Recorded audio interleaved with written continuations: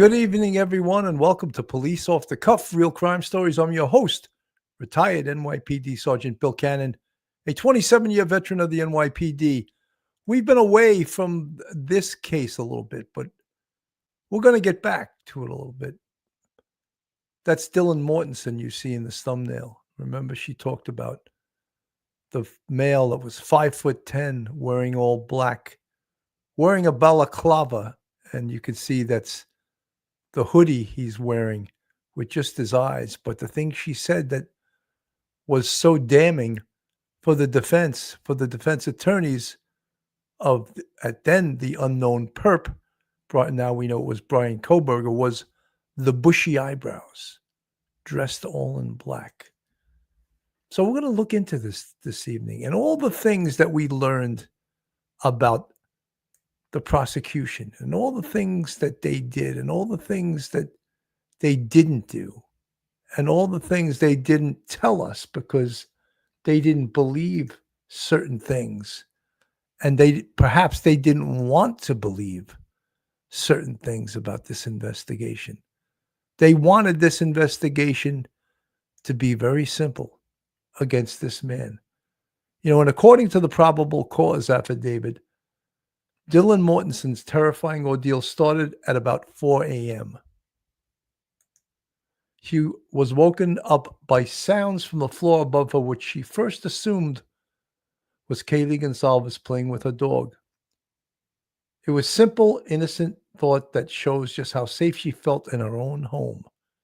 A little later, she told police she heard what she believed was crying coming from Zana Knodl's room. Then, a truly chilling detail, Dylan reported hearing a male voice say something along the lines of, "It's okay. I'm going to help you." The affidavit notes she wasn't completely sure what was said, but the sound of an unknown man's voice was a deeply disturbing part of the puzzle. The sounds were unsettling enough that a neighbor's security camera, located just 50 feet away, reportedly captured distorted audio of what sounded like whimpering and a loud thud around 4:17 a.m. At this point, Dylan was clearly on edge.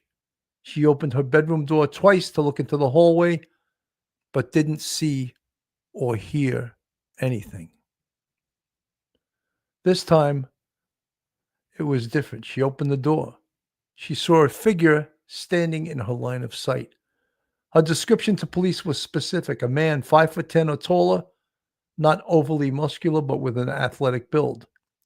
He was dressed in all black, with a mask covering his nose and mouth. The only facial features she could make out were bushy eyebrows. She described standing in a frozen shock phase as the man walked right past her, heading toward the back sliding glass door on the second floor. He didn't look at her. He didn't say a word. He just walked past, the dark shadow vanishing into the night. After he left,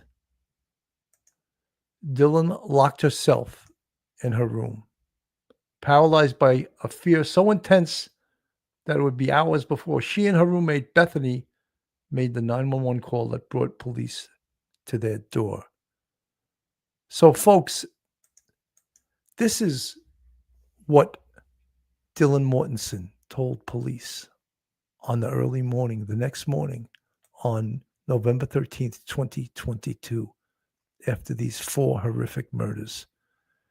Folks, if you are not subscribed, hit that subscribe button, give us a thumbs up, hit the like button, and make lots of comments. It actually helps the algorithm and helps our show. So, folks, hold on to your hats. Hold on to your loved ones. You're about to enter true crime from a police perspective. You're about to enter the off-the-cuff zone. The police off-the-cuff zone.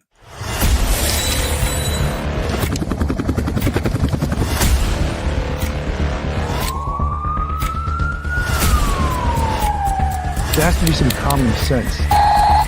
They were the ones who called 911 to get him help, and now they're calling for change.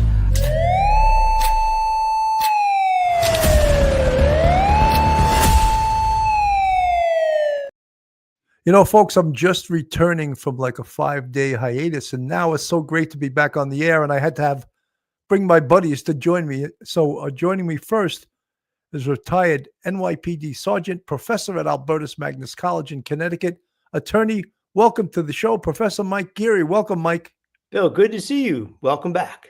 Thank you. And it's also great to have retired NYPD detective and straight out of Brooklyn. Welcome to the show, Detective Phil Grimaldi. Welcome, Phil. Thank you for having me, Billy. Welcome back. Did you get the sand out of your shoes? No, not yet. Not yet. I mean, it's Don't so like that beautiful. salt there, though, I'll tell you. It's so beautiful out there. I don't know if I want to get the sand. I didn't want to come back, but it was so gorgeous. And the water, the waves were so rough. It was so majestic just to watch those gigantic waves and sipping a glass of Cabernet. Anyway, it was fun. Anyway, we're back. So I decided to look at this again because even though so many people maybe have had it with this case, I think it's still so very fascinating. And when I watch or listen to some of the people that follow this case, and I hear how there are still people out there that think this man is innocent. And to me, that is baffling. I don't think that they really can be serious about it, but there are people out there. Mike, your thoughts? Yeah, Bill, there's always going to be those people that are pro-burgers. They just think that, there's just possibly no way that this guy could do it. For some reason, they can't bring in their minds to wrap around the fact that one person could kill 4 people in the matter of like 10 or 12 minutes and get away with it and leave. They're the same people that talk about, oh my goodness, this is a cold case after only 6 weeks. They don't have any law enforcement experience or anything like that. And for whatever reason, they're just very contrary. And that's sad because when you get these people and they're doing podcasts, they're throwing all kinds of really weird conspiracy theories about it's Dylan and Bethany who killed the 4 people. And it's a drug cartel from South America that did it. It doesn't do it. It's a disservice to those poor, beautiful kids who were killed. It's horrible. Absolutely. Phil, your thoughts on this? Well, as I said before, in this case, he pled guilty to the crime. I don't think there's anything that can provoke a person to plead guilty to something they didn't do, especially quadruple homicide with the penalty of life imprisonment without the possibility of parole. So anybody that has any kind of delusion that he's not responsible for this crime, I think we can put that to rest. However, what we're going to talk about tonight, I think, goes right to the heart of the whole investigation, based on the fact that this goes to right after the bodies are discovered and the first interviews of probably the most important person in this whole case, which is Dylan Mortensen. Absolutely. One of the most debated parts of this case has been the 8-hour gap between when Dylan saw the intruder and when 9/11 was called. It's a question that has swirled online and in the media. Why didn't she call for help right away? To understand this, we have to look at the psychology of trauma. The affidavit itself says Dylan was in a frozen shock phase. This isn't just the descriptive phrase. It points to tonic immobility, a real survival response. When someone faces an overwhelming threat, the brain can essentially freeze, making a person unable to move, speak, or think clearly. They aren't choosing not to act. They may be physically unable to. You also have to remember the context. If it was the middle of the night and a house where friends and guests were often coming and going, it's plausible that in her fear and confusion, her mind struggled to process what she was seeing, maybe even trying to rationalize it as a friend of a roommate leaving late. But let's look at the importance of her statement. For a while, Dylan's account was the only eyewitness information from inside the house. Her description of the man with the bushy eyebrows gave investigators a tangible starting point. It gave them a human description to work with, something beyond just digital data. Her account of the intruder's path, walking past her and toward the sliding glass door, helped investigators piece together a timeline, especially when they started looking at security footage from the neighborhood. So That makes a lot of sense in this investigation. As you know, Phil, it's so important to have a timeline. And we all know what the timeline is now, but no one knew it back then. In fact, there was no suspects for the first couple of weeks till actually the DNA from the knife sheath came back. There was really no suspect. But then they tied that in to a couple of different things. They tied it in to the white Hyundai Elantra and the video of it that they had. And then at some point, they were able to identify the owner of that car, one Bryan Kohberger, who was a student at Washington State University. So all of those things are really thanks to Dylan Mortensen. Mike. Yeah, so many people have had such critical comments to say, horrible comments to say about Dylan and Bethany. And look, in law enforcement, you deal with people in trauma. You see horrible things day in, day out. You could be a emergency room nurse, or emergency room doctor, paramedic, firefighter, or police officer. You see these things. You get numb to these things. But when you're talking about a 20-year-old who's in their own little, world, an own little bubble in college, and they are frozen in fear, that's a very common thing. People think that, oh, no, you can't be frozen into inaction. Oh, yes, you can. And to sit there and say the most horrible things about these girls, it was terrible. We had to listen to the stuff, and we knew it was terrible. But she was a fantastic witness, because she, as you say, she gave a physical description of what the guy looked like. And all they had at that point was at that point in time, they had the Hyundai, they had, the video surveillance coming and going. But she began to put like physical features on the unknown, person, and make that person come alive. And then when they get to the name Kohberger, white Hyundai Elantra, let's look for the white Hyundai Elantra in the area. They come across Kohberger's car in Washington University, and then they run it and they see who it belongs to, and they see a picture of that person. Boom. That's really the guy, because that puts a face to the killer. 100%. This is from Anganette Levy on Crime Fix. Who survived the murders on King Road. She described the man she saw walking through the house that morning. I saw his eyes and he saw me, but he didn't walk towards me and didn't see anything.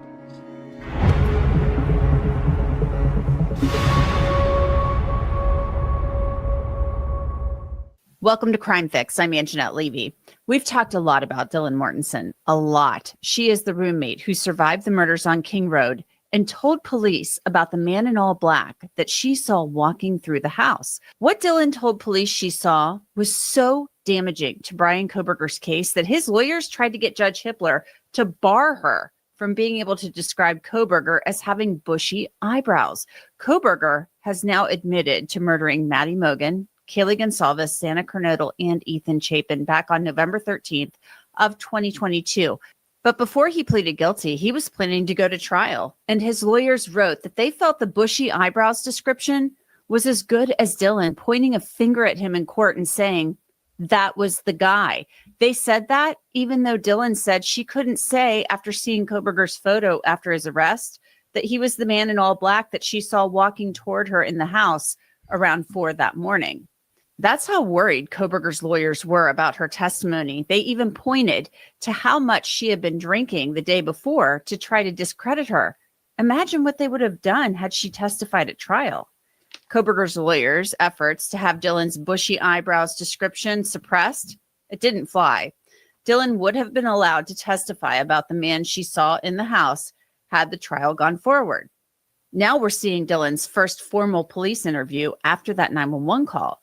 Last week, I showed you a 5-minute clip that appeared to have been recorded after the one I'm going to show you. But first, let's take a look at that body-worn camera footage from just before this interview. All I heard was I heard her go upstairs. Like, okay, I'm going to go to sleep now because she's going upstairs. And you heard who go upstairs? Kaylee and the dog Murphy. And upstairs to the very top? One of the things I just want to break in here and say is that we had conjectured as this case was going on, when we knew that Dylan Mortensen, from the probable cause affidavit, that she had seen the killer, the attacker, who was at that point unidentified. And we wondered, we sort of spitballed, as you would say, Phil, whether or not she could in fact identify this person. And when we realized that he was wearing all black and he was wearing a balaclava, I don't know if you could see that on the screen. That's a simulation of what he would look like from an AI image. And he's wearing all black and he's got that balaclava. But what she said, which really was a little bit of a worrying point for the defense, was that he had these bushy eyebrows. And we conjectured before he was caught, maybe she can identify the perpetrator. And maybe when they get him, when he gets arrested, they would show what's known as a photo array or a photo lineup to him. Apparently they didn't do that, because when she saw him, pictures of him arrested, she said, I really can't ID him or say that that's the same guy that I saw on the early morning hours of November 13th, 2022. Phil. Yeah, Billy, I think in the interview, she says that basically the balaclava was covering the forehead and the mouth. So basically just the eyebrows were showing. And she does describe, she said, I definitely saw his eyes. But she goes on further, as you said, when he's arrested, to say that she couldn't say that the person that she saw in the hallway and BK were the same person, in fact, 100%, which is very understandable. Going back to the timeline that occurred with regard to when the police were called, in the beginning, if you go back and look at some of the first shows that we did on this case, I was very, so to speak, a red flag went up, in my opinion. I was very suspicious of it. How could there be an 8-hour time period that occurs between the time when we think the murders take place and the 911 calls, when there's other people in the house that obviously weren't hurt? So that was a point of contention for me. But when you hear Dylan Mortensen's words and some of the things that Mike pointed out earlier, you could clearly understand how she was extremely terrified. I mean, she jumped up and locked her door. It was the middle of the night. She had some alcohol, some drinking. We don't know how intoxicated she was, or even if she was intoxicated. And I think what happened is, Bill, you brought it up, there's a defense mechanism that goes into place that maybe if I avoid this and I just freeze and I don't address it, it's going to go away and things are going to be okay. Perhaps that defense mechanism is what took over and caused the delay in calling 911. Obviously, she did fall asleep, but when she awoke, she started calling the people, other people that lived in the house, not answering. Then she called an outside friend, and that's when that friend instructed her to immediately call 911, and that friend came to the house, and the horrible, horrible crime scene was discovered. So with that amount of time, it is very unusual, and it was a point of contention for me. I think you as well, Bill, when we were first doing coverage of this case. But I think now that we have from her mouth what was going on in her mind and what we know about the human responses to horrific trauma, we can understand why there was that delay. Absolutely. Yeah, that's where her room is.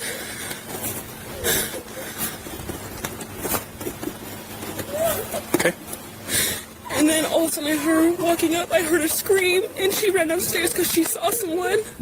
That's what I'm pretty sure she said. Someone's here, and she screamed and just ran downstairs. And I called for her name, but I jumped up and locked my door because I was so scared. And then I heard someone in the bathroom, and I heard her crying, and I heard some guy say that you're going to be okay, I'm going to help you. And I kept calling her name, but she wasn't answering. And then I opened the door for a second, and I saw this guy, and he was not insanely tall, but he was wearing all black and like this mask that was just covering his forehead and his mouth. And then I locked the door, and I called, and I didn't know what to do. This was at 4 a.m., yes. Okay. And so then I just ran down to you left here? Yeah, I left my room down to. Now, after officers arrived on scene, Dylan was taken to the Moscow Police Department, and Detective Lance Mowery took her into an interview room. Are you here at the university? house is that? What do you mean? Is that an apartment or a sorority? It's a. You know, one of the things about interview and interrogation, of course, is the quicker you can get someone in to interview them and to put them at ease, get them a glass of water, a cup of coffee. If it's cold in the interview room, make them comfortable, get them a blanket or something like that. You got to make them feel comfortable. You got to realize their humanity had just been taken away from them by the slaughter of 4 of their friends, and the fact that Dylan Mortensen and her other friend, Bethany Funk, their lives were spared for some reason. And so many people that followed this case find that suspicious. I don't find that suspicious. But let's talk about getting a really important witness into the interview room, get everything they know and saw on paper as quickly as possible, and keep them there as long as you need to keep them there so you can get the most accurate statement possible and read it back to the person yourself. Read it to them, because when they hear it aloud, they can either say, no, that's not what happened. Change this or change that. And make sure it's super accurate, and have the person who is giving you the statement sign it, sign off on it, that, yes, that's accurate. It was read back to me, and I certify all of those words as the accurate statement that I'm making. And that is what happened, as far as I could tell you from my own words. Mike. Yeah, Bill, they did a great job. The detective was excellent. The one police officer interviewing her outside when she had the blanket on her. And then you had the second interview with the police officer in headquarters. Hopefully they had, talked to each other before that second interview, so that the second officer would know what her state of mind was. How was she? Was she amenable to answering questions? And he wants to get that job done. And as you say, you take your time, but you want to get it quickly, because that's her present sense impression about what happened. That's the freshest, that we believe that's the most accurate testimonial evidence you could have. Because after this, she's going to start talking to people, and it may sort of add or subtract from her remembrances, and then, and change her what she thinks she may have seen. And then also you're going to have a time lapse between that interaction with the detective and the uniformed officer and the trial, which in this case would have been almost 3 years. So you need to get it down. You need to get it down accurate. I thought the police officer did an excellent job. They were really well organized. And you know what it's like sometimes in Manhattan, or Phil in Brooklyn, or me in the Bronx, when the crap hits the fan and you've got officers over here, over there. And then, you got to make some sort of take all this stuff going on, and different people are working on the case really quickly, and getting it all together and having somebody do it in an organized manner. I thought the officers did a great job, and that was really important, because you could see he's not putting words into her mouth. She's saying them. She's talking about the eyebrows. She's talking about the facial balaclava. And that was so damning. Her present sense impression was so dead on, so accurate. I don't think she had all that much to drink, because nobody who would be sloshing around, falling over dead drunk, could talk like that and get that all down on paper in such an organized manner. So I think that young lady, for the trauma that she endured, I think she did a fabulous job. Absolutely. Folks, this is Police Off the Cuff, Real Crime Stories. If you're not subscribed, hit that subscribe button. If you want to contribute to us financially, we have a Patreon with 4 different levels. And we also have a YouTube channel membership with 5 different levels, and you could become part of the Police Off the Cuff YouTube family. We also have a brand new sponsor. FanDuel is now sponsoring the Police Off the Cuff podcast, and a word from our sponsor. FanDuel is the new sponsor for the Police Off the Cuff podcast. FanDuel. Football season's finally here. Have you checked out the latest odds, futures, and win totals on FanDuel Sportsbook? Think the Bills are headed to the Super Bowl? You can lock in your bets today, whatever your game. FanDuel Sportsbook delivers the latest lines, futures, and specials, so you can join in on all of the action. I'm eyeing college football. Who's your pick for the Heisman? Plus, I'm loading up on parlays and player props like Saquon Barkley breaking his own single-season rushing record. With the Major League Baseball postseason right around the corner, FanDuel has you covered with player specials and unique props. Whatever your game, FanDuel Sportsbook delivers the latest lines, futures, and specials so you can join in on the action. FanDuel, the new sponsor of the Police Off the Cuff podcast. We're thrilled to have them. Phil, I know that you've taken hundreds, maybe thousands of statements. I was just going to say.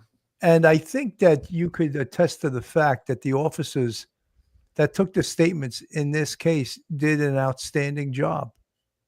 100%, Billy. You touched on a couple of things that I want to just expand on. Number one, yes, you want to keep the person that's going to give you information. This is a quadruple homicide. You want to make them comfortable. You want to think about it. That person's going to have to replay in their mind things that took place maybe 8 hours ago, and you want every specific detail. That detective did a fantastic job. He was writing things down. He was going over it without, like Mike said, not putting words into our mouth, making sure that it was exact what she was saying that he was putting down on the paper.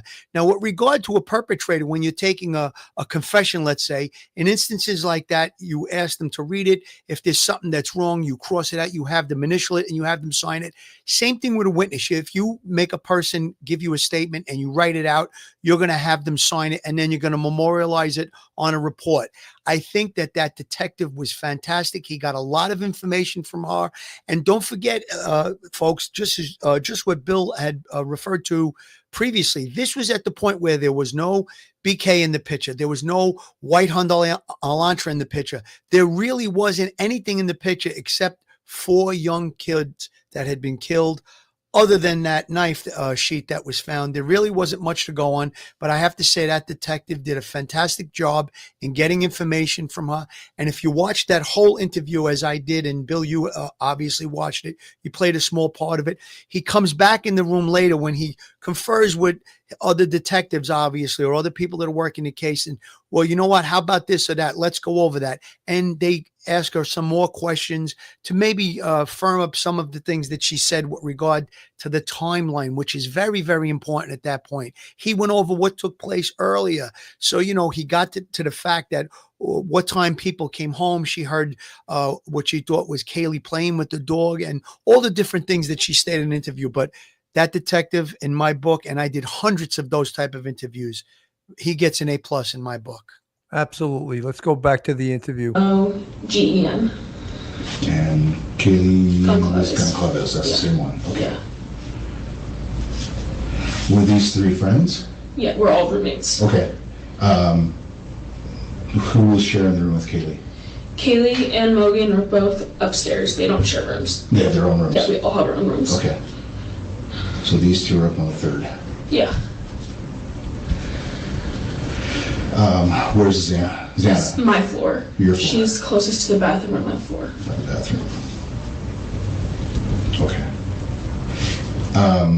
So Jen and Kaylee aren't an issue. No, they're not at all. What about for Xana or Maddie? Are there any guys that are an issue? Any girls that are an issue? No, Maddie has a boyfriend in Boise, super nice. Okay. Xana is dating Ethan, who was in the room with her. They're really nice too. So Dylan says there haven't been any issues with guys. Detective Mowry's just asking questions, trying to get basic information because it's so early on in this investigation. Idaho State Police have been called in to assist. Okay. I apologize. I don't know anybody's name or anything like that. So was Ethan, Xana, Maddie, and Kaylee all upstairs still? Are those the ones that got hurt? Those are the ones that got hurt. Okay. And then the other girl that's here, she's on the 1st floor. Okay. And was she the one in the yellow hoodie? Yeah. Okay. So she's over there. So anybody that would want to hurt Ethan or that's jealous of Ethan? No. Nothing like Oh, that? I've never heard anything. Any cars that were in the area that you can think of that wouldn't have been normal? No, I wasn't really looking at that. Okay. And you did see anybody come downstairs? Did you hear anything else? No, I don't even know how they got in. We're usually pretty good about locking doors, and we've never had problems before. Like it was just really random. Okay. So you're getting home around 12:31. Yeah. You've got Maddie that comes home just shortly after. Yeah. Maddie comes home shortly after that. And then from that point, from about 2 to 4, did you fall asleep? Yes, I fell asleep. Okay. And Kaylee also came home with Maddie at the same time from the club.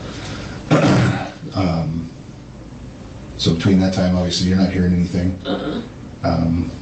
You had something to drink, so obviously you're going to sleep a little bit deeper, right? Yeah. Okay. And then... So the detective is building the whole background, because it's easy for us to think right now, oh, why is he asking all these questions? Why is he wasting all? Because he didn't know yet. No one knew what we all know now. No one knew, what became a household name. Kaylee Gonzalez, Madison Mogan, Zana Knodel, and Ethan Chapin. Now we can all recite their names, but no one knew who these kids were. And of course, in this picture, all the girls, right? Plus Dylan Mortensen and Bethany Funk, which for a long time, they wouldn't even tell us their names because they were trying, with the gag order, trying to protect their identity, because many people treated them horrifically, especially the online community, the morons online, the keyboard warriors, the keyboard morons that just convicted them. There's people still saying, oh, they were involved in them. I mean, just absolutely outrageous. Mike. Yeah, I think that if anybody's thinking that that detective is wasting time asking what may be trivial questions, does the girls all get along? Is there anybody does anybody jealous of Ethan or something like that? No, are you kidding me? That's really important, because if they said, well, Ethan was harassed by someone or was threatened by someone last week, oh, boom, that gives you an avenue to go down. That's really important, because they're establishing, that police officer through Dylan is establishing the fact that,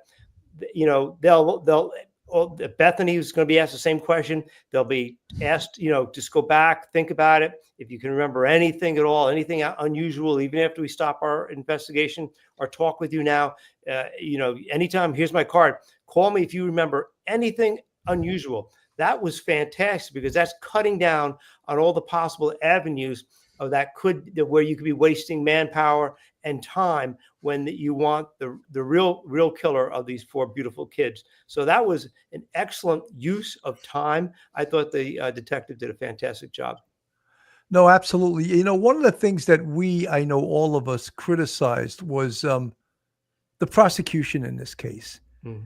It really seemed as if they almost preferred to take a plea deal with Bryan Kohberger, when really aggressive prosecutors, like I always refer to Matt Murphy from Orange County in California, who we had come on the show and said, this was a case that was dying for the death penalty, was dying to go to trial, so everyone could find out what actually happened.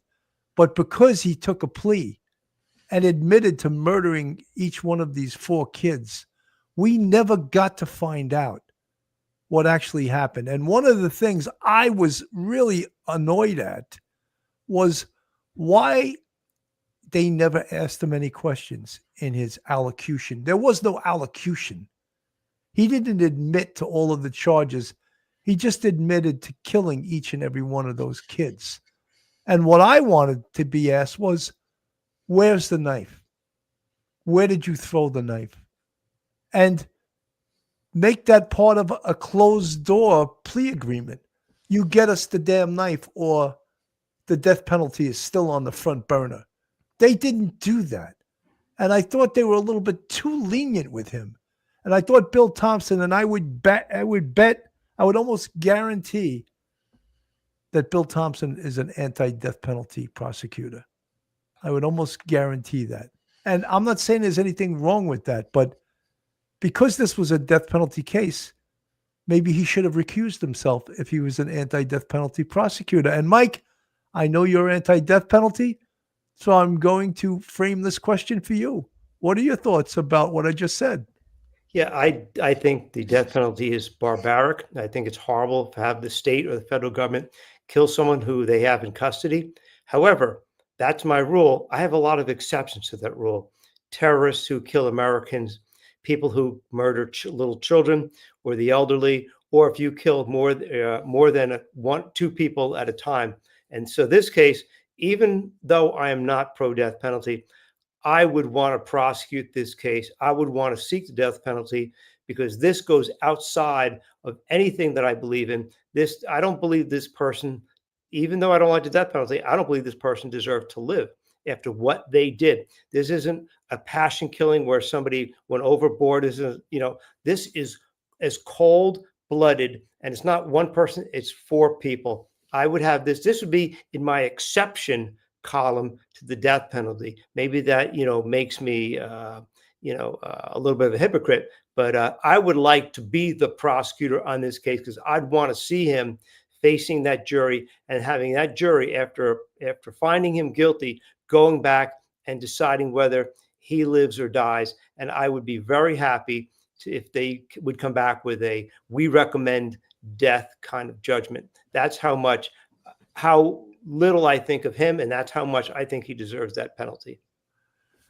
Well, I think that, when we talk about, and we have spoken about it on numerous occasions, that the smoking gun, if there was such a thing as that, or there is such a thing as that, this was the smoking gun in this case. You could even see it on the thumbnail. The smoking gun was the DNA on the button of the knife sheath. And anyone that says that wasn't is a moron. Phil.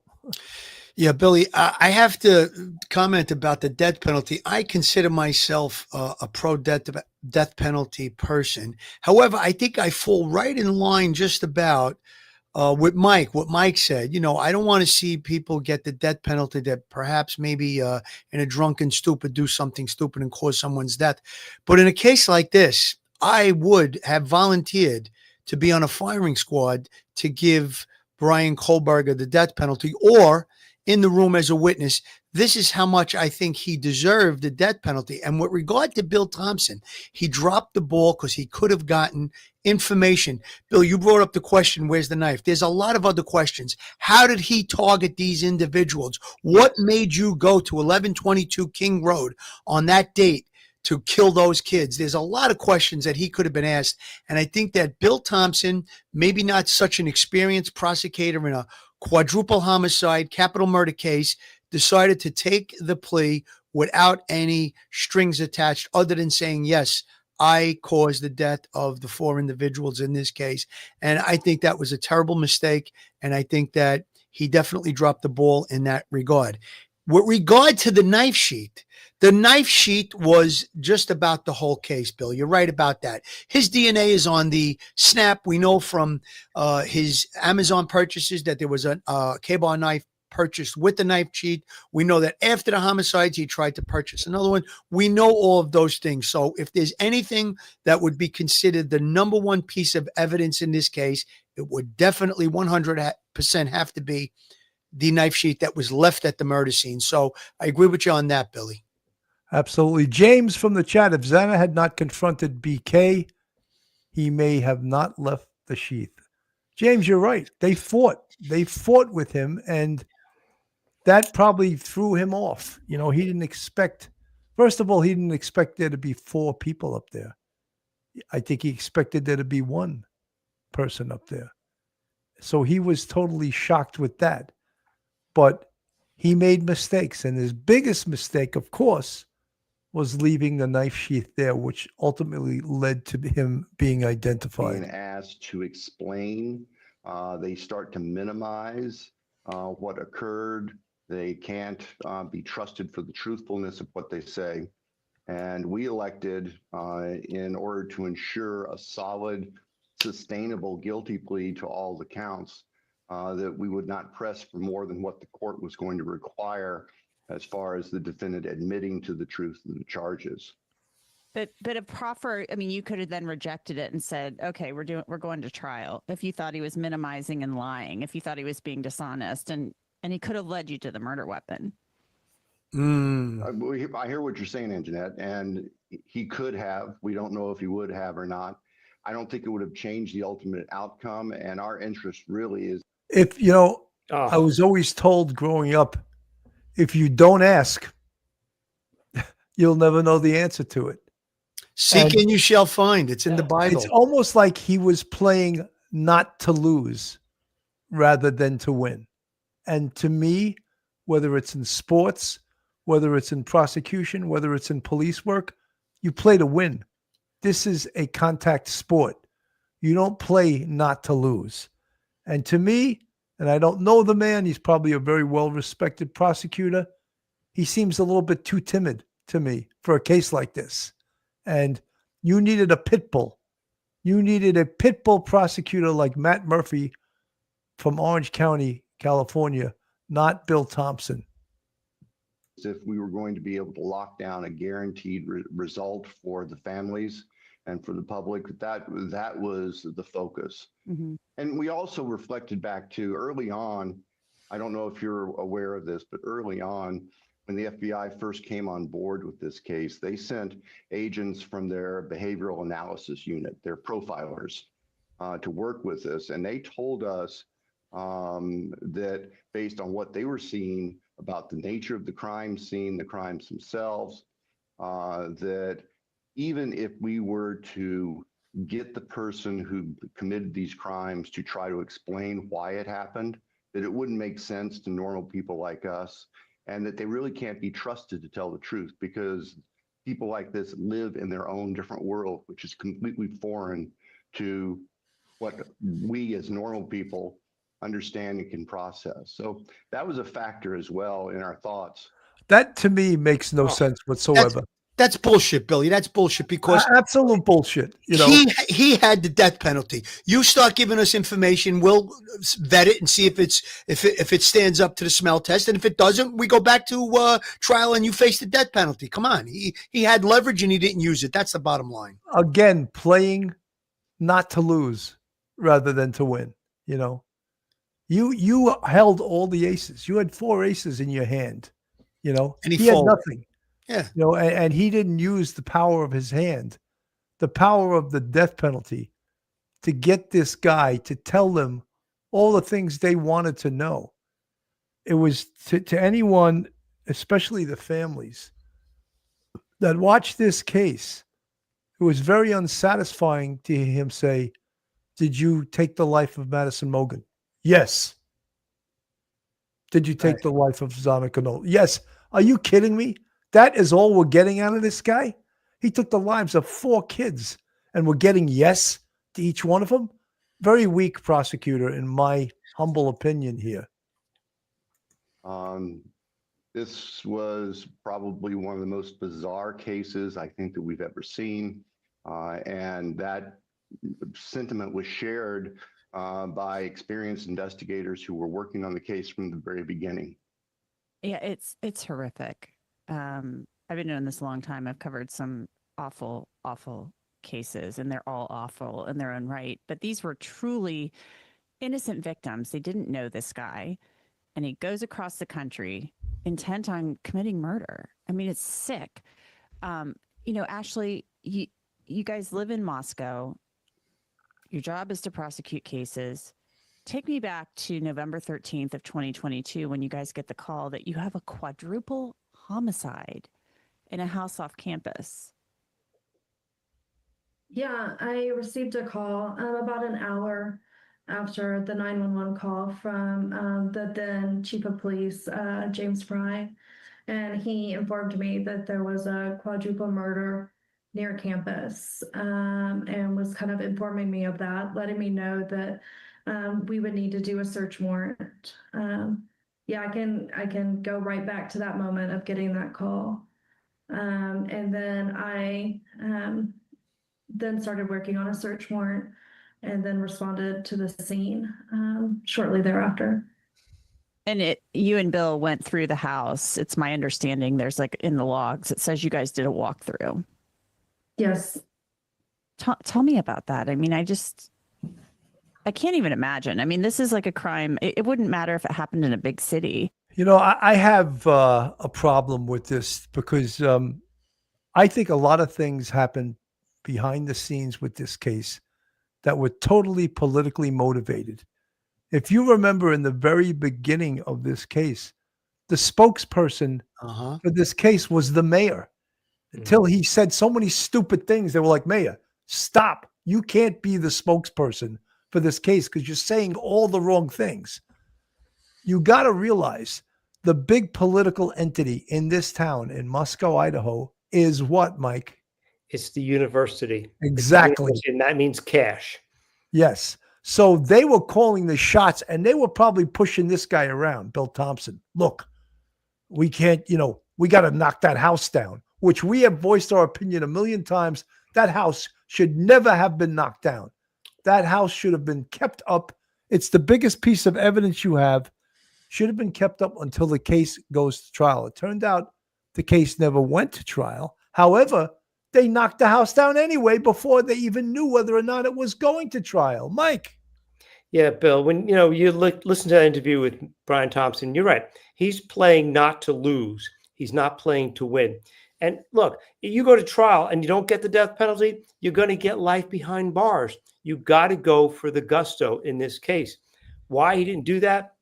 Well, the FBI said that, even if we asked them these questions, the behavioral analysis unit told us that you can't believe what these people say.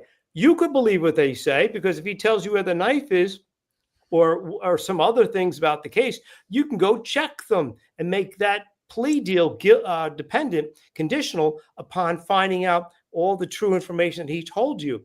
And if he doesn't, then like Phil said, you just go to trial and look for the debt and seek the death penalty. But to sit there and hang the responsibility on, well, the behavioral analysis unit told us this.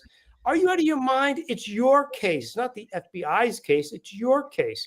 It's really sad. And we talked about the house, and that was horrible. But you're right. They wanted this case over, and they got rid of it in this past summer of 2025, rather than go through a trial in November 2025, or I think it was like October or September, I think was the trial date. They wanted this done so badly they could taste it. And that is sad. You're right. Somebody was telling him what they wanted done behind the scenes. Well, Mike, proof of that also was the first judge on this case was Judge John Judge. It was like he was holding a hot potato in his hand that he couldn't wait to get it out of his hand and get rid of it. So what did he do? He granted the defense a change of venue. So it went from Moscow, Idaho to Boise. And now there's a new judge, and it wound up that the judge that got it was a much tougher judge, a much stricter judge than Judge John Judge. Yeah. Billy, Pauline Buckles put in the chat, he was also likely aligned in some way with the university, exactly what we're talking about. They wanted to put this behind them. They didn't want to go any further. It was also my understanding that Thompson didn't even confer with the families before agreeing to this plea deal, which I think is horrendous in and of itself. The families should have been the first ones that were consulted about anything regarding a plea deal. I mean, come on, these families lost 4 young, beautiful, bright college students for no reason. Absolutely, they were killed. I mean, if you look at the interview again, the detective's asking Dylan, was there anybody that had a problem with any of the people? And he names them individually. Did Ethan have someone? Was there social media tension? So these kids were targeted. This guy knew what he was going to do, that he was going to kill someone in that house. I believe, as I said many times before, the other kids were probably collateral damage. Thompson had a great opportunity. I think some of the things that played out in court, like what they talked about, how they wanted to bar Dylan Mortensen's testimony about a person with bushy eyebrows, and BK clearly had bushy eyebrows. They felt that might be like pointing the finger exactly at him. So perhaps there could have been a defense attorney, a very strong defense attorney, that could have brought up an argument and said, well, were you drinking? How much did you drink? Perhaps they have videotape of her consuming alcohol in the bar. So things like that. And a person like her that went through this traumatic situation could probably very easily be rattled. So these were the concerns on the defense. I'm sorry, on the prosecution. And I get that part of it. But like you said, Billy, you have to play to win. That's it. This thing needed to be handled differently with regard to the plea. Absolutely. Leticia, I have a question, and I hope I'm saying your name correctly. I have a question. Who found the sheath? Why is it not in a report of who found it and when? I read all the documents released. You know, Leticia, it absolutely would be on what we would call a property clerk, at least in the NYPD, a property clerk evidence invoice. And whether that also gets put in the complaint follow-up, what we would call in the NYPD a DD5, it should be. I don't know why it wasn't listed, but be assured that a very important piece of evidence like that would have been vouched by the person who recovered it. So you maintain what's called the chain of custody. Yep. You maintain that, and that person would have invoiced that and put it in the proper packaging also. I would think that they would have wanted that knife sheath to be put in a paper bag, because much like even blood evidence, if you put it in plastic, it can degrade the evidence. And the same thing can be true for DNA evidence. So that's the most important thing, that it was invoiced correctly, that the chain of custody was maintained. Why it wasn't on some of the other documents, Leticia, I don't have an answer for you. It would also be photographed by crime scene, Billy, as well, with an evidence mark or so. There would, somewhere it's got to be in some of that paperwork. It's got to be. Absolutely. Beverly Lawyer. Some people think Kohberger's attorneys milked the time on the case for money. Well, I think if they were doing that, they wouldn't have suggested that he take a plea, because they could have kept this case going for another couple of months. I don't really think they would do that. Molly Bledsoe, you deal with people who lie and invideo people over two. I'm not sure what you meant by the last part of that. James, 100% Sergeant jury would have wanted to walk that house. Oh, of course. Not see a 3D scan. 100%. You know, one of my favorite parts of this case was some of the impact statements. And of course, the star of all of the impact statements was none other than Olivia Gonsalves. And I just want to play the last part of her impact statement, because it really is a kick in the balls to this guy. You feel powerful because no one ever paid you any attention in the light. You thought you were exceptional, all because of a grade on a paper. You thought you were elite because your online IQ test from 2010 told you so. All of that seemed important. It's desperate. There is a name for your condition, though. Your inflated ego just didn't allow you to see it. Wannabe. You act like no one could ever understand your mind, but the truth is you're basic. You're a textbook case of insecurity disguised as control. Your patterns are predictable. Your motives are shallow. You are not profound. You're pathetic.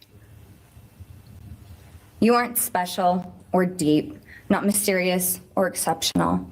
Don't ever get it twisted again. No one is scared of you today. No one is intimidated by you. No one is impressed by you. No one thinks that you are important. You orchestrated this like you thought you were God. Now look at you, begging a courtroom for scraps. You spent months preparing, and still all it took was my sister in a sheath. You work so hard to seem dangerous, but real control doesn't have to prove itself.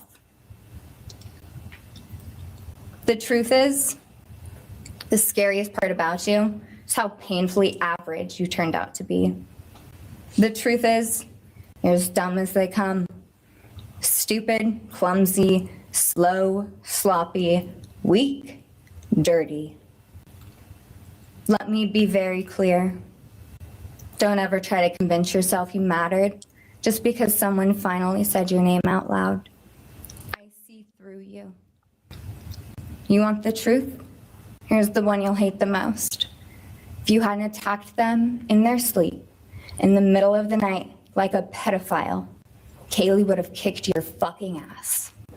I love that. Me too. Love that. I just cannot imagine what that did to him and his inflated ego for no reason. But that was such a great impact statement that, if anything, if you got any solace from it, and very little solace, but just to sort of like punch him right in the face. And that said it all.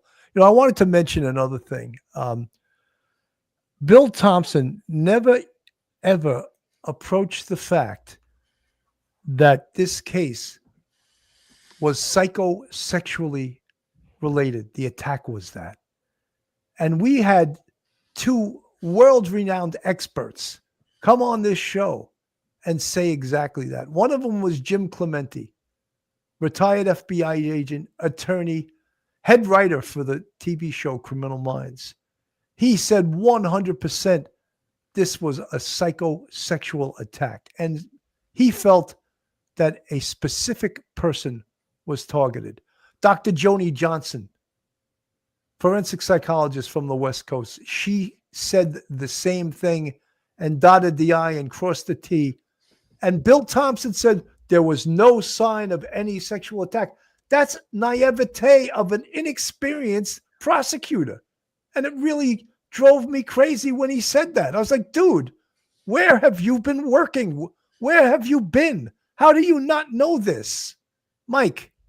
And, when we had Jim Clemente on, he was a former profiler. He worked in the BAU, so he knows of which he speaks. And he said this was clearly a psychosexual attack. Dr. Joni Johnson said it's clearly a psychosexual attack because he's attacking women. He's controlling them. He's using a knife. It's close quarters. This is a psychosexual attack. Bill Thompson even said something like, this case did not involve stalking. It didn't it didn't fit the legal definition of stalking in Idaho. Are you out of your mind? Bill Thompson, he stalked them. How do you think he found them? Do you think he just drove by there once and decided on a particular house? No, we know, and Bill Thompson knew that he'd gone by that house about 23 times. So don't sit there and tell me he did not stalk them because it didn't exactly fit Idaho law. You got to be kidding me. Bill Thompson, that's really sad. And don't think by telling us or telling Anjanette Levy that, this case it was a really complicated case and it was really weird. And, and the BAU and the FBI said, I don't know, this, you can't tell if this guy's going to tell the truth. Almost as if, they control your decision or it's a complicated case. You don't think the jury could figure this one out? Bill Thompson was a disappointment. You're right, 100%. He played not to lose. He didn't play to win.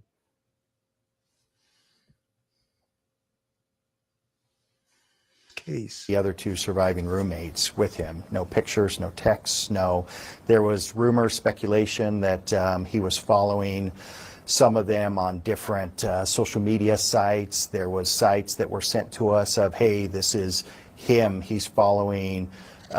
They were either untrue or they were sites that people made that were completely fake. And so we had to research and go into every single one of those just to prove or debunk what somebody had made up and of course then that spread to the media and it went wild that he was following or there was a connection and there wasn't. We wanted that, I think naturally we need that, what's the connection, what's the why, and we have found zero, never any connection. I saw the amount of search warrants that you applied for and got returns on, and I don't think we saw the returns, but the work you were doing was monumental going through everything, and I saw that in the documents.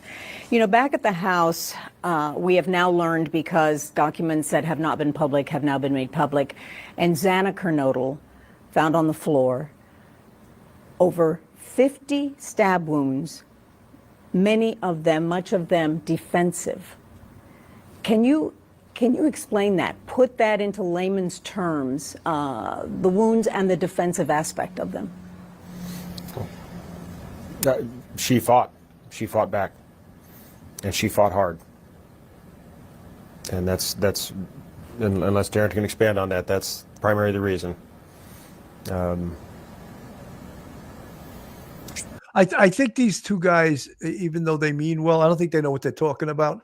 Because first of all, one of the things is that a knife says something to you, screams to you something right away, Phil, and you know where I'm going. Mm-hmm. It screams a very personal type of murder. So that's indicative when you look at, and Bill Thompson mentioned the FBI Behavioral Analysis Unit, they would tell you he killed them with a knife. Of course, that means something. And now we're just finding out he stabbed Zana Canolo 50 times. That is sick. And that, again, is anger, and it's personal, Phil. Rage, anger. And I think that also will make you understand why he just left the house when Dylan saw him in the hallway and didn't attack her.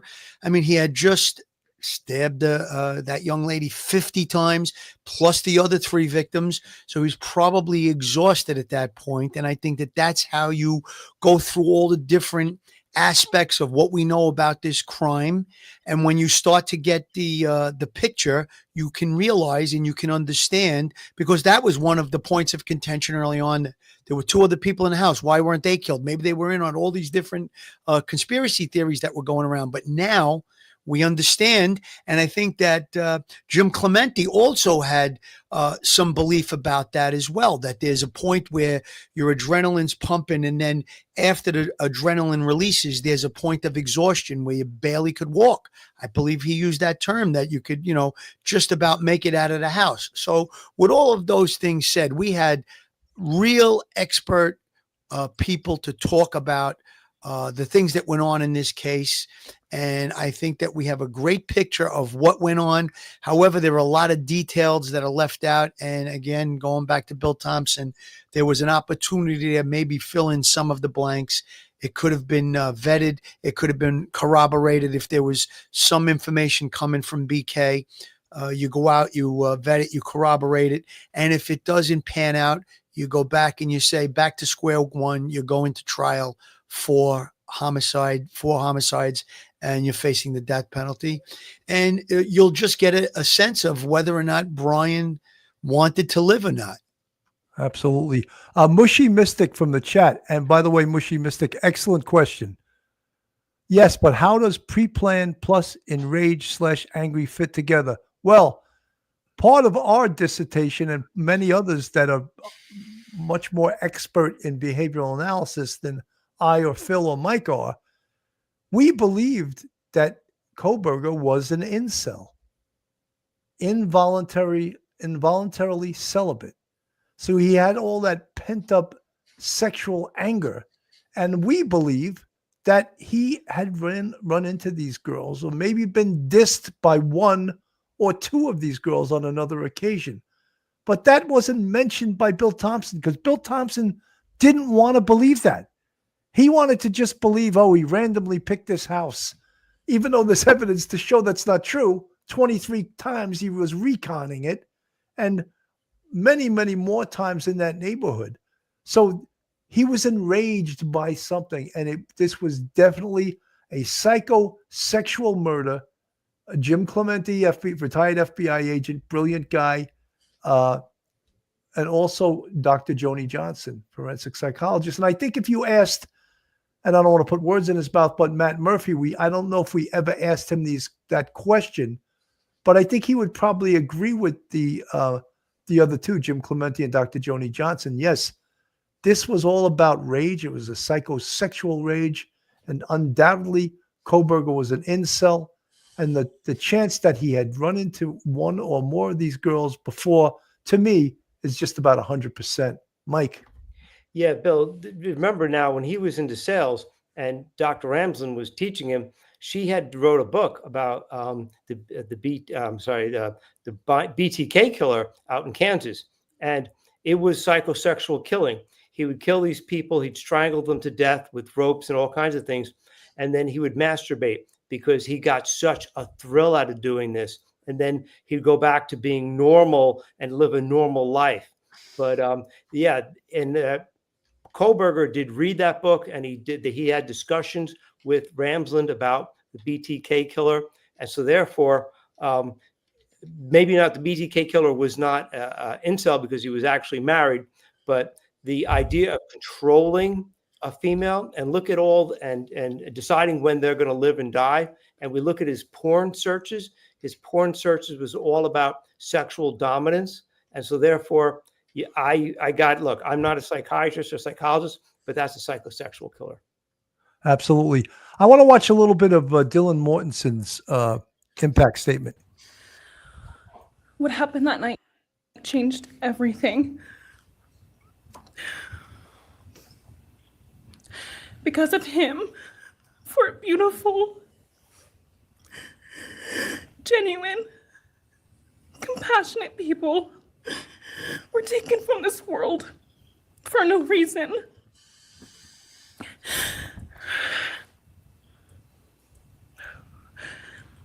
He didn't just take their lives. He took the light they carried it into every room. He took away how they made everyone feel loved and full of joy.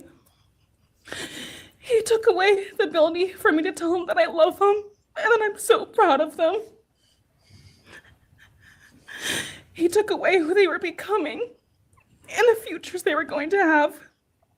He took away birthdays, graduations, celebrations, and all the memories that we were supposed to make. All of it is gone. And all the people who loved them are just left to carry that weight forever. He didn't just take them from the world. He took them from me, my friends, my people who felt like my home, the people I looked up to and adored more than anyone. He took away my ability to trust the world around me. What he did shattered me in places I didn't know could break. I was barely 19 when he did this. We had just celebrated my birthday at the end of September. I should have been figuring out who I was. I should have been having the college experience and starting to establish my future. Instead, I was forced to learn how to survive the unimaginable. I couldn't be alone. I had to sleep in my mom's bed because I was too terrified to close my eyes. Terrified that if I blinked, someone might be there. I made escape plans everywhere I went. If something happens, how do I get out? What can I use to defend myself? Who can help? And then there are the panic attacks. The kind that slam into me like a tsunami out of nowhere. I can't breathe. I can't think. I can't stop shaking. If you don't think that that is a genuine impact statement from someone who's been traumatized, who's terrified, who will live with November 13th, 2022, the terror and the horror of that early morning, she'll live with that for the rest of her life. Hypervigilance, that's what she's talking about. Wherever she goes, she looks for exits, entrances, something she could use as a weapon. That's called hypervigilance. And the three guys you're looking at on the screen right now, we live with that every single day of our life. You know, when I go to a restaurant, my wife knows to let me get the seat facing the door, you know, and all three of us have the same thing, and our wives all know that. They do not take the seat facing the door when we go out to dinner. Am I expecting the raid at Entebbe? No, but that's how we're trained, and that is something called hypervigilance. So when you look at this Did you realize Dylan Mortensen was 19 years old? Think of yourself when you were 19. I was a little knucklehead looking for my next can of Budweiser, you know? So think of her. She's 19 years old. How did you want her to act? She's throwing an awful lot on a 19-year-old kid, you know? And now she's damaged for the rest of her life. Mike. Yeah, she's the kind of girl that Kohberger wanted to hurt. That what she said, that gives him the feeling of dominance and accomplishing something, because he has nothing in his life. He's a puny anonymity, and he wants to feel important. But as Olivia Gonsalves said, you're like below average. You're like a zero. You're totally insecure. He wanted to do something that he thought was worthwhile, that put all this effort in. Too bad he didn't put all his efforts into being a good criminology professor. No, he put it in. He masqueraded as a student, but he was actually looking to kill. And that's the kind of damage that he wanted to inflict. I bet you when Olivia Gonsalves was kicking his butt, he was really angry. But when he sees poor Dylan, he probably, sadly, in his own empty little psyche, actually felt like he accomplished something. And that's really sick. And that's really sad, because all he managed to do was to do that damage to somebody. He'll never contribute anything worthwhile to humanity. 100%. Phil. Yeah. Billy, the whole situation here is it's very sad, but I think that he's going to have to live a life in jail. He's going to be hopefully not living a very good life, and we know that there's been stories that they're banging on the cell doors at night or making noise through the air conditioning vents, and we can only hope and pray that he can feel some of the terror that those 4 young people felt. And that young lady that was just on the screen talking is going to go through a very traumatic life. Basically, she's going to have a lot of therapy, I'm sure, and it's not going to be easy for her to overcome it. However, there is different things that can be done with regard to post-traumatic stress, and you and Mike and myself, we all have lived through that and know about it. And there is ways through therapy that you can overcome the terrors and the fears and the planning ahead and the hypervigilance. And it was something that I had to get through myself, and my family had to come to grips with understanding the hypervigilance. But there is light at the end of the tunnel, and I think that anybody that passes judgment on these young ladies without knowing all the details, and you don't know, no one knows. I don't know, you don't know, Mike doesn't know what you're going to react to in a situation like that young lady was met with at that point. So our training, our expertise in police work, and our life experience may prepare us for some of the things, but every situation and every violent thing that you're presented with, there may be a different reaction. I mean, obviously, police officers carry firearms, weapons, and they have tactics, so they may handle them the same way just about every time. But you don't know. The point is, you don't know how you're going to react in any given situation when it involves trauma. No, you're 100% right. That's for sure. Everyone reacts differently, but we're trained. I wanted to just Dylan Mortensen's testimony or her interview led to this, which was so important. White Hyundai Elantra seen circling the neighborhood several times, making 3 passes by that King Road home between 3:30 and 3:58 a.m., minutes before investigators say he entered the home. Around 4:17 a.m., you hear what sounds like a voice, followed by a loud thud. Then a dog can be heard barking. Investigators say that was a prominent sound. The dog barking is probably the most consistent noise on that video. The car seen leaving at a high rate of speed around 4:20 a.m., careening around the street. He tried to hide his movements by disabling his Wi-Fi and manually powering down his phone, according to the digital forensic experts who analyzed his devices. But less than 2 hours later, he was calling his parents, 11 interactions with them the day of the murders. The experts also saying they found evidence of disturbing search history on Kohberger's devices weeks after the murders, including Christmas night.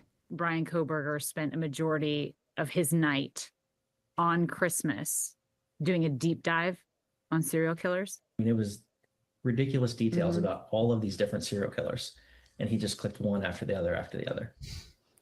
And while forensic evidence revealed no direct link to the victims, they do say that he used Google Maps to search for the Mad Greek. That's the restaurant where both Mogan and Kernodle worked. So there's some peripheral evidence, and maybe that's not strong enough for Bill Thompson to say there's absolutely no connection. And I noticed that with even some of the investigators. I don't like anyone that speaks in absolutes, because we all know in investigation there's no such thing as an absolute. There's always some gray area there. And I always say there's something always a little bit fugazi.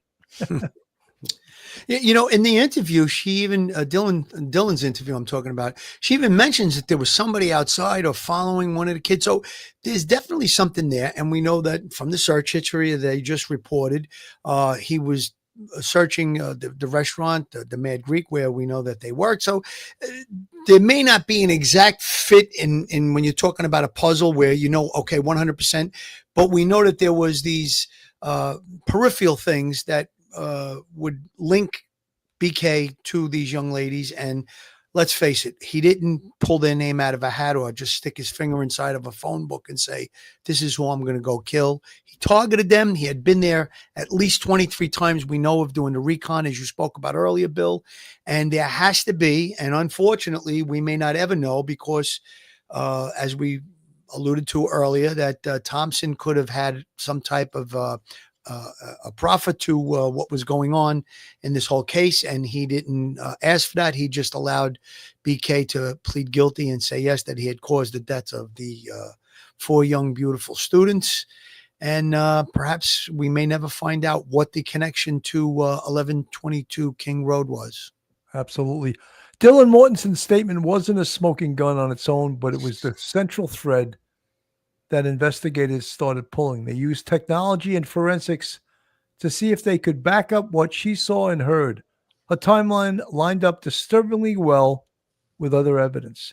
The audio from the neighbor's security camera, with its sounds of whimpering and a thud, happened right around the time she reported hearing crying and a male voice.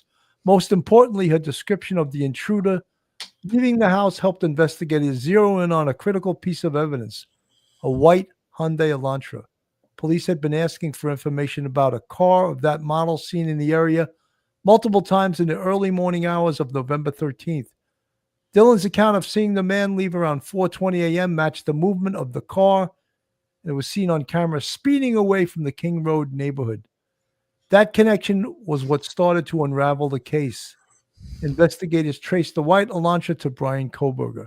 From there, they pulled his cell phone records, which allegedly showed his phone turned off during the time of the murders. But the final piece that locked it all together was something the killer left behind: a leather knife sheath found on Madison Mogan's bed. On the button snap of that sheath, investigators found a single source of male DNA.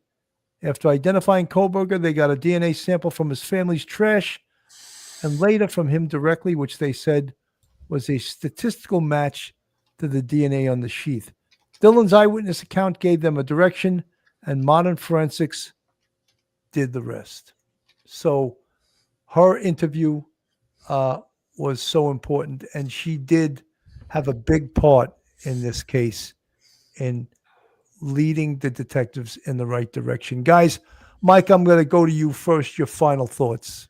I think that doing the show and talking about Dylan Mortensen now, in hindsight, now a couple of months after everything has died down, you realize what a critical link she was early on in the case, and giving those clues as to what was going on, when, who, And when they found other clues like the owner of the Hyundai, it matched up to what she said. She was an excellent witness. No matter what anybody says, she was an excellent witness. She did a great job. Kudos to her. Absolutely. Phil, Lula Morocco asked this question. This will be your final comments, Phil. I'm going to have you answer it. Bill, Mike, Phil, DM mentioned an explosion, a flash of light. What are your thoughts on this? I'm not sure what he's exactly talking about. I mean, a flash of light could have been a reflection. The explosion could have been maybe, the thud of someone falling or something like that. I'm not exactly sure. But with regard to the show that we did tonight, I just want to say, I think Mike really hit the nail on the head. We got a better understanding of what Dylan Mortensen was feeling at the time of this horrible situation.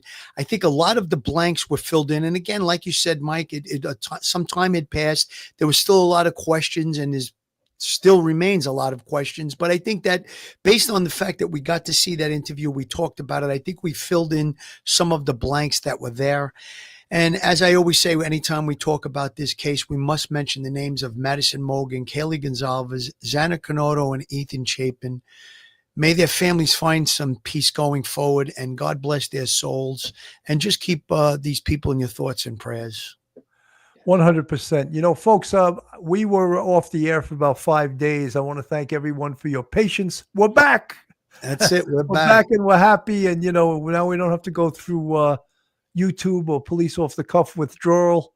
We're back on the air, and we appreciate all you guys that are part of the police off the cuff family. So this is what we covered tonight. Dylan Mortensen was a huge part, is a huge part of this case. Well, thank all you guys for tuning in. Have a great night, everyone, and God bless. Stay safe, everyone. One episode just ain't enough.